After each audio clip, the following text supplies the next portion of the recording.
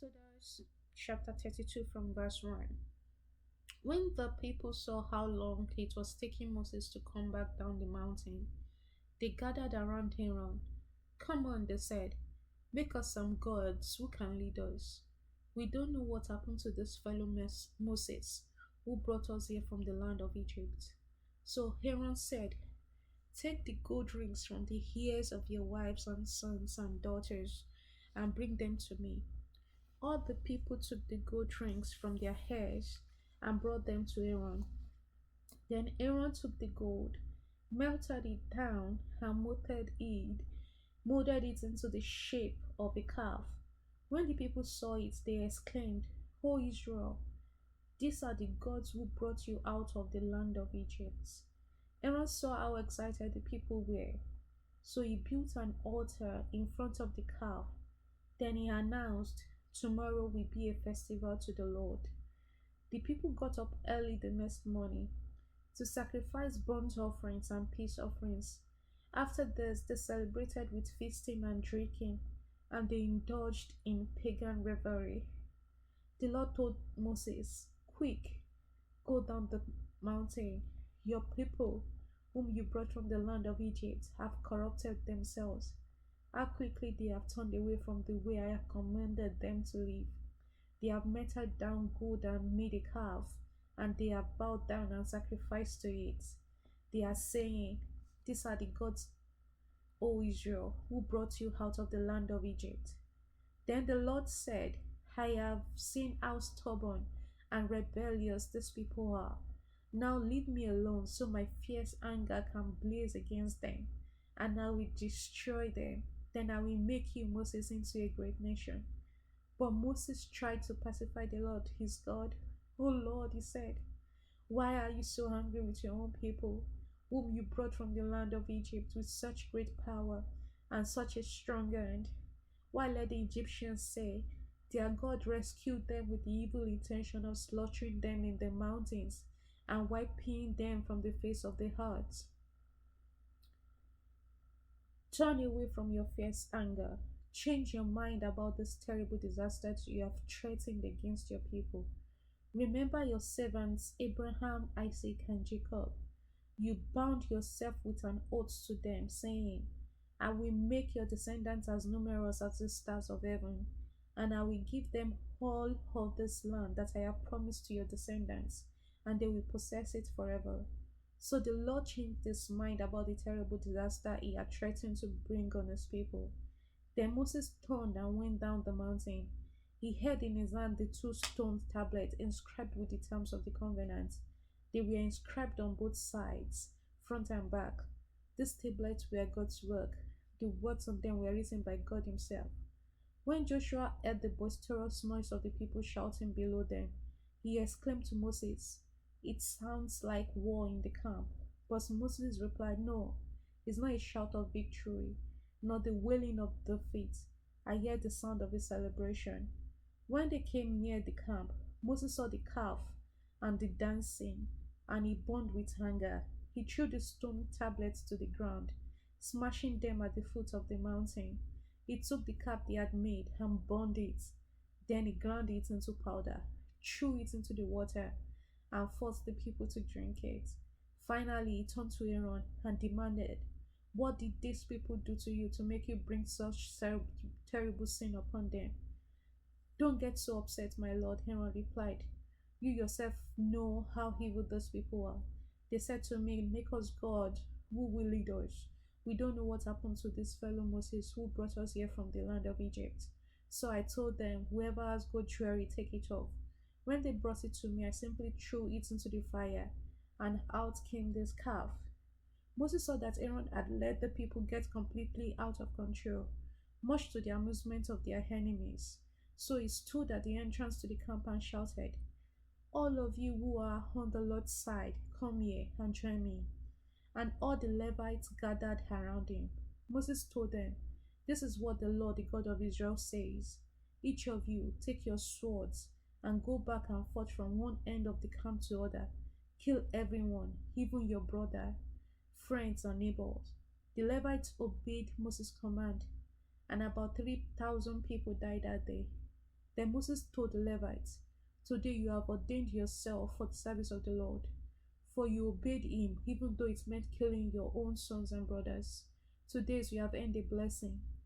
The next day, Moses said to the people, "You have committed a terrible sin, but I will go back up to the Lord on the mountain. Perhaps I'll be able to obtain forgiveness for your sin." So Moses returned to the Lord and said, "Oh, what a terrible sin those people have committed. They have made gods of gold for themselves. But now if you will only forgive their sin, but if not, erase my name from the record you have written." But the Lord replied to Moses, "No, I will erase the name of everyone who have sinned against me.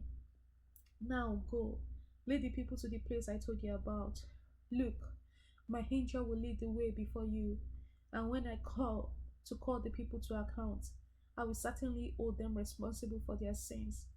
Then the Lord sent a great plague upon the people because they had worshipped the calf Aaron had made.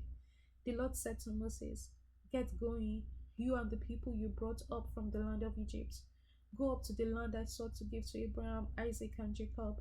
I told them, I will give this land to your descendants, and I will send an angel before you to drive out the Canaanites, Amorites, Hittites, Perizzites, Hivites, and Jebusites. Go up to this land that flows with milk and honey, but I will not travel among you, for you are a stubborn and rebellious people. If I did, I will surely destroy you along the way." When the people heard these 10 words, they went into mourning and stopped wearing their jewelry and fine clothing, for the Lord had told Moses to tell them, "You are a stubborn and rebellious people. If I were to travel with you for even a moment, I would destroy you. Remove your jewelry and fine clothes while I decide what to do with you." So from the time they left Mount Sinai, the Israelites wear no more jewelry or fine clothes. It was Moses' practice to take the tent of meeting and set it up some distance from the camp. Everyone who wanted to make a request of the Lord would go to the tent of meeting outside the camp. Whenever Moses went to the tent of meeting, all the people would get up and stand in the entrances of their own tents. They would all watch Moses until he disappeared inside. As he went into the tent, the pillar of cloud would come down and over at his entrance while the Lord spake with Moses. When the people saw the cloud standing at the entrance of the tent, they would stand and bow down in front of their own tent. Inside the tent of meeting, the Lord would speak to Moses face to face, as one speaks to a friend. Afterward, Moses would return to the camp, but the young man who assisted him, Joshua son of Nun, would remain behind in the tent of meeting. One day, Moses said to the Lord, "You have been telling me, take these people up to the promised land, but you haven't told me whom you will send with me. You have told me, I know you by name, and I look favorably on you. If it is true that you look favorably on me, let me know your ways, so I may understand you more fully and continue to enjoy your favor. And remember that this nation is your very own people." The Lord replied, "I will personally go with you, Moses, and I will give you rest. Everything will be fine for you." Then Moses said, "If you don't personally go with us, don't make us leave this place.